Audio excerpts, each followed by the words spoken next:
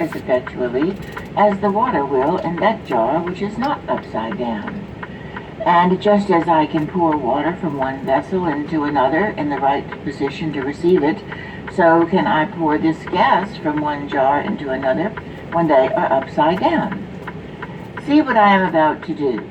There is no hydrogen in this jar at present, but I will gently turn this jar of hydrogen up under this other jar, figure 28, and then we will examine the two. We shall see, on applying a light, that the hydrogen has left the jar in which it was at first and has poured upwards into the other. And there we shall find it. You now understand that we can have particles of very different kinds and that they can have different bulks and weights. And there are 2 or 3 very interesting experiments which serve to illustrate this. For instance, if I blow soap bubbles with the breath from my mouth, you will see them fall, because I fill them with common air, and the water which forms the bubble carries it down. But now, if I inhale hydrogen gas into my lungs, it does no harm to the lungs, although it does no good to them. See what happens. Parentheses, the lecturer inhaled some hydrogen, and after 1 or 2 ineffectual attempts, succeeded in blowing a very splendid bubble, which rose majestically and slowly to the ceiling of the theater, where it burst. Close parentheses. That shows you very well how light a substance this is, for notwithstanding all the heavy, bad air from my lungs and the weight of the bubble, you saw how it was carried up. I want you now to consider this phenomenon of weight as indicating how exceedingly different particles are one from the other, and I will take as illustrations these very common things: air, water, the heaviest body, platinum, and this gas, and observe how they differ in this respect. For if I take a piece of platinum of that size, figure 29, it is equal to the weight of portions of water, air, and hydrogen of the bulks I have represented in these spheres.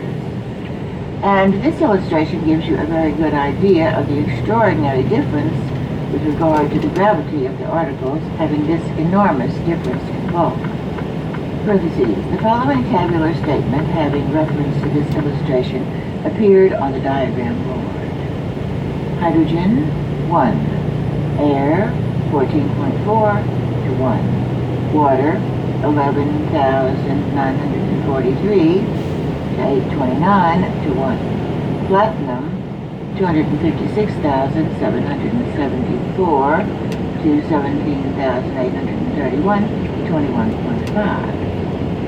Whenever oxygen and hydrogen unite together, they produce water, and you have seen the extraordinary difference between the bulk and appearance of the water so produced, and the particles of which it consists chemically.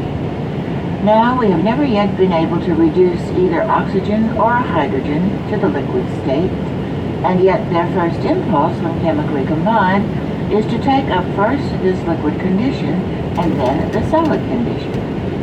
We never combine these different particles together without producing water, and it is curious to think how often you must have made the experiment of combining oxygen and hydrogen to form water without knowing it. Take a candle, for instance, and a clean silver spoon, or a piece of clean tin will do, and if you hold it over the flame, you immediately cover it with dew. This perhaps will serve to show it better. Mr. Anderson will put a candle under that jar, and you will see how soon the water is produced. Figure 30. Look at the dimness on the sides of the glass, which will soon produce drops and trickle down into the plate. Well, that dimness and these drops are water, formed by the union of the oxygen of the air with the hydrogen existing in the wax of which that candle is formed.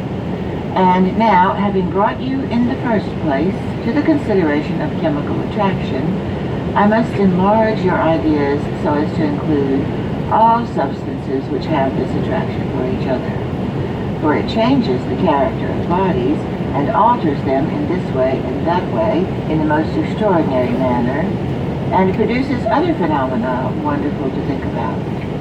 Here is some chlorate of potash, and there some sulfuret of antimony. We will mix these two different sets of particles together. And I want to show you, in a general sort of way, some of the phenomenon which take place when we make different particles act together. Now, I can make these bodies act upon each other in several ways. In this case, I am going to apply heat to the mixture, but if I were to give a blow with a hammer, the same result would follow. Parentheses, a lighted match was brought to